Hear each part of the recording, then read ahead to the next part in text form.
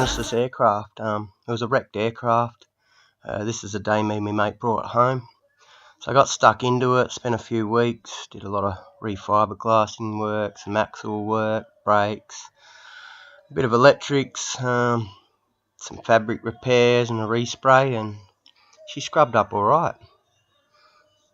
Quite a clean looking plane. Of course, the inevitable first flight had to come. With any plane, I suppose, that's been sitting, been repaired or anything like that, there's always that nervous excitement in the first flight. It's a bit like soloing for the first time. Oh man, I love that feeling. Love it.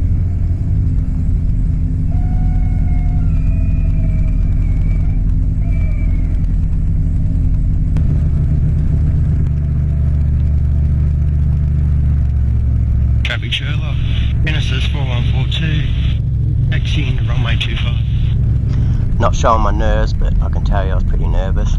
So the plane sports a yoke control system, full glass cockpit with engine management. Beautiful. All traffic Sherlock, Genesis 4142 is departing runway 25 for local flight at 500 feet. All traffic Sherlock. So before this flight, I'd spent about 3 hours doing taxi runs, bunny hops, so I was quite confident that she would fly. But I really was nervous.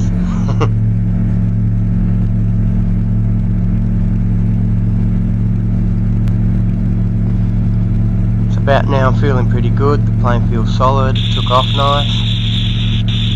What you're hearing there is just a bit of a squelch adjustment in the radio.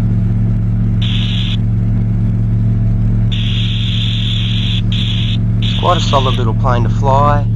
The yoke was light, very sensitive. It has 3-stage flaps. Don't use the flaps on takeoff and you don't need it. The ground run was about 150 metres and it was out of there. For a big rag and tube plane, it actually cruises really fast.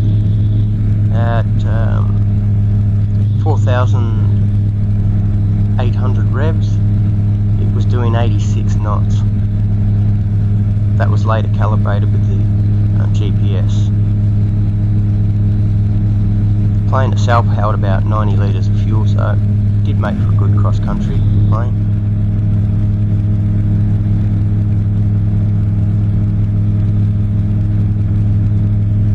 So this particular flight was done first thing in the morning.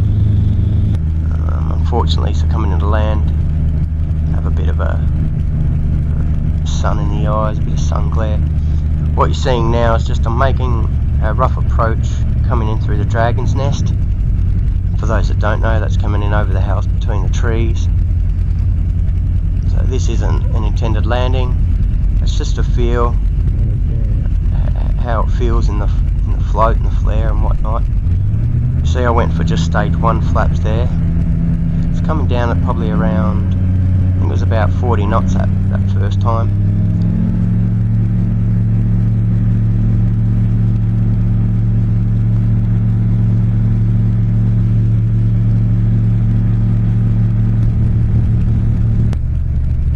Quite a smooth plane, it sports a 3-blade propeller, so not a lot of vibration through the frame. So there's that sun glare coming into land. I'm playing with the flaps, got 3 stages to play with. There's no notes on the speed, so I was also just calibrating them speeds.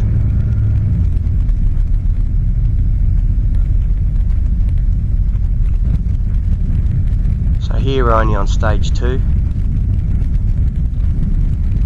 Believe it or not, we come in at 35 knots. And it was absolutely brilliant. It was really, really nice to land. Jesus, that sun's bright.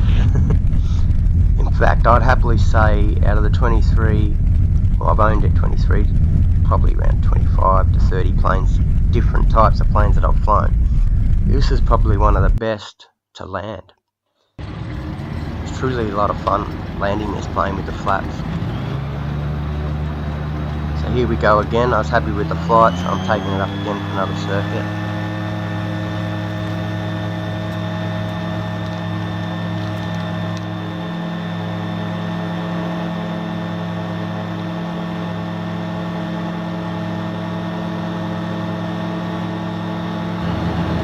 For this landing, I've gone with stage 3, and you can see how slow the thing's moving now. With stage 3 flap, I get it down to 20 knots and under. In fact, I'd final at about 25-30 knots. So we'd be cracking about 25 knots here. As you can see, the big flaps hanging down.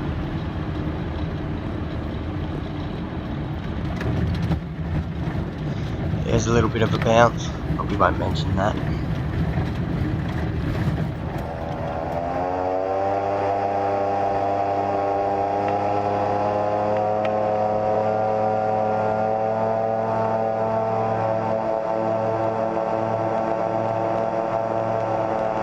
So it's quite a heavy plane.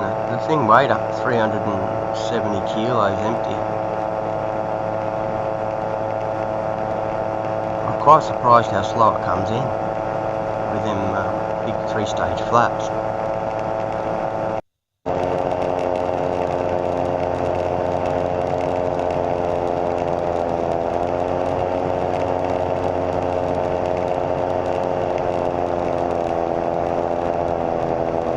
So I worked out 3rd stage, the last stage of flap, you had to be at around 35 knots or under to actually pull flaps, or they won't engage. You can see them hanging down again there.